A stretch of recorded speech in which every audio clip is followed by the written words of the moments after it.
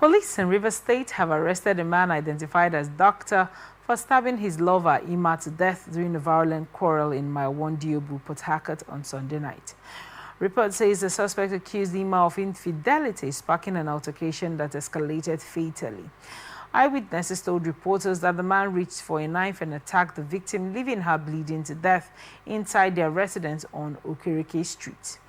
A resident revealed that the compound caretaker immediately reported the incident to the Azikiwe Police Division, leading to the suspect's swift arrest. Sympathizers later trooped to the police station as the victim's body was conveyed there before being transferred to a mortuary.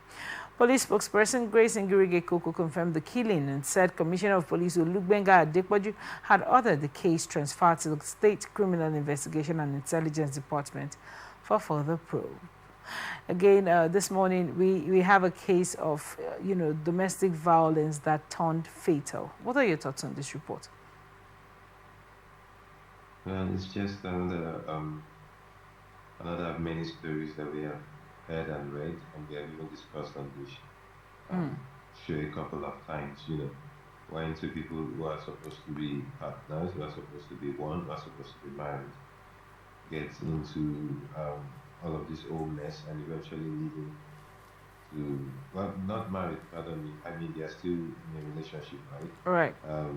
Leading to violence and leading to death just reflects the reality of our society, especially with men who try to give aura of masculinity, which turns out to be toxic by the lack of anger management, and weak emotional control from the men. Because when things like this happen and I have discussions with people, I tell people that I don't know why some men feel being able to be loud or being able to be violent is a sign of masculinity. Personally, I think being in control of yourself, emotionally being in control of your anger, is what makes you truly, a man or a person at large. It's not just men, even women. Right. Anybody in society, particularly, being in control of yourself, of your emotions is very important. Because this is what happens when people are not in control of their emotions and their temperaments. Yeah. Right. I mean, infidelity, people take these things so seriously. This is not just a relationship for crying out loud. And because you feel someone, you feel someone is in infidelity, maybe your partner or supposed relationship partner is in infidelity, the next thing you choose to do is be violent and take the person's life. It makes no sense because at the end of the day, you are going to pay for your crimes, obviously, because you have taken the life of someone else, right? Based on a very weird reason, if I may say so. So now, because we have dealt with a similar case, oftentimes when these things happen and we are not talking about it based off of, okay, because this happened between a man fatally stabbing a woman. We have actually dealt with reports where women were even the ones that actually fatally stabbed their partners. So do you think that as a people, right, we have any iota of an idea? You mentioned anger management. Do you think people know how to regulate their emotions at all? Do you think as Nigerians, we are taught practical steps on how to regulate their emotions? Now, I'll point you a little bit in the direction of where I'm coming. I did stumble on a video about a few weeks or a month ago online. And it was a little girl that was really upset at her mom over something. I think her mom took her phone or something. And the mom helped her by the depiction of that particular video on social media to regulate her emotions in a way. She kept telling her to breathe. Okay, now tell me why you're upset. Do you think that as people, as Nigerians, given the everyday scuffle we have, on my way to work just this morning, I saw two grown-up men using, what's it called, the screwdriver of their car, and another person was using the other, I think it's not a spanner. The other thing they're using, taking out the tire. The one with the screwdriver was stabbing at the other one around his shoulder area. The other one was hitting him on the head. I mean, all of this aggression and this report, do you think we have even mastered at all the act of regulating our anger and our feelings? I wouldn't say we have mastered it. I mean, at the level we are now, with the constant violence here and there, just like you rightly said, on your way to work, you witnessed one of those dramas going on. Same thing in Lagos here. You find out that everybody is aggressive. I mean, this whole thing about the Russians being smarter than the next person beside you, not taking bullshit, not being a fool. I think it was the last time I was on the show. I talked about people feeling that they are fools if they let someone just have their way, if I may put it that way. So we live in a world, in a society where everybody is aggressive. Nobody wants to be reading, if I may put it that way. When I say reading, like you always want to be right, and when both parties want to be right, even when something is wrong or one person is wrong, that's when you have these issues going on. So you find out that things that could be resolved by maybe one party letting go, Yeah. or maybe someone just overlooking, or just leaving the scenario, you find out that instead, people begin to raise their shoulders and want to prove that, oh, I'm stronger than you, or it's my right, or I'm the Right. right person, and But, then but, it but, but results into fighting. right, like with the younger generation right now, with our younger children, how do we go about this so we don't have angrier adults in the next generation as we do have now? Right now, everybody is a little bit tensed. The slightest thing is a big quarrel, is a big fight. Like you said, the same thing happens in Lagos. The whole supremacy of, who do you think you are? Do you know who I am?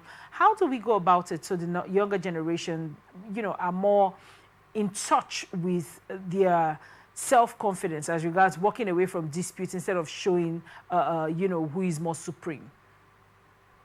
The honest truth is that it has to start with us. There is no magic that can be done. There is no in-house trick there's no in-house and trick that can be used to fix this. When we say put the growing generation, our kids into the whole mix. Even if you try to educate your children in the house, oh, take deep breaths, try to understand. The interesting part of it, the interesting part of it all is the fact that these kids will still have to go into the society. So if the society is already full of anger and chaos, they would eventually have to be of that same mindset. You get where I'm coming from? Because when they are taught to be calm, to be understanding, to be resolving in nature, try to settle conflicts, and for example, they get into the university, and the first day of the university verification, you're in a queue and someone just comes in front of you and takes your space. Maybe you let it go. The next day it happens. Before you know, people will begin to talk to you, and you begin to see that the world is not as your parents taught you, right? So I feel like we should focus more on it might sound weird, but we should focus more on talking about these things, sensitizing both men and women alike. Talking about um, I'm talking about community-based interventions, like in a community they could set up. It's not just about having um, religious events, permit me to say, or having ceremonies here and there.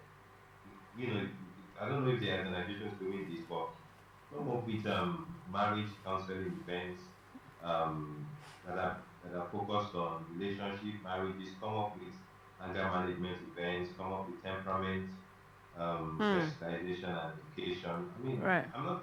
People are different, right? I Right. might be a calm person. The next person might not be calm. These things are they are not factory fitted for everybody like the same thing, right? Right. So when we need to educate people on how to manage these things. Oh, when someone comes at you in a particular way, of course, you are someone that gets angry fast. These are the things you can do to, to dilute the situation. Right. If someone comes at you this way, you can do this. If your To wife comes dilute. at you this way, why not take a step backward? Give it a moment.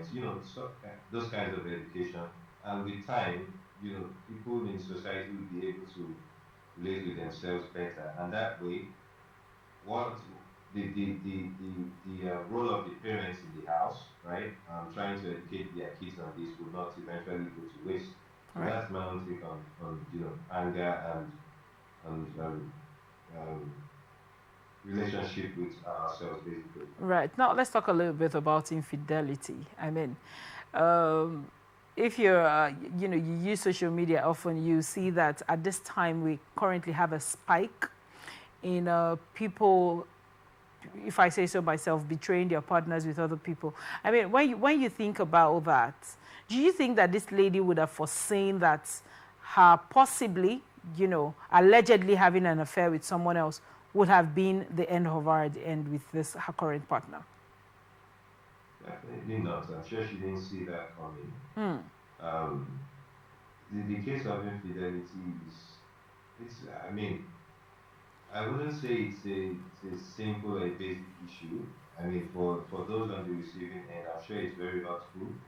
It's more like betrayal in the highest form, right?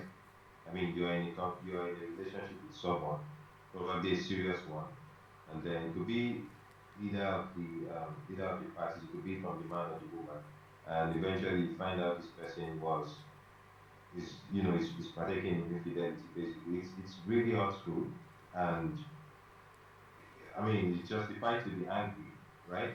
Right. Justified to be disappointed, but choosing to now take the life of the person doesn't really, it's not justifiable. It doesn't re- there's no place on this earth where that is justified, that you can Right. take the life of someone because that person is in infidelity. But I feel like what goes on in the mind of people is the fact that they feel, just like, as basic as it sounds, with the examples I gave earlier, that sense of, oh, you think you can do this and get away with it, right? You just feel you need to take action, and that's where all these things, that's where this sort of chaos happens, because you feel like, oh, you must pay, you can't just go like that and all of that, and in that moment they forget about the fact that they are literally going to pay as well.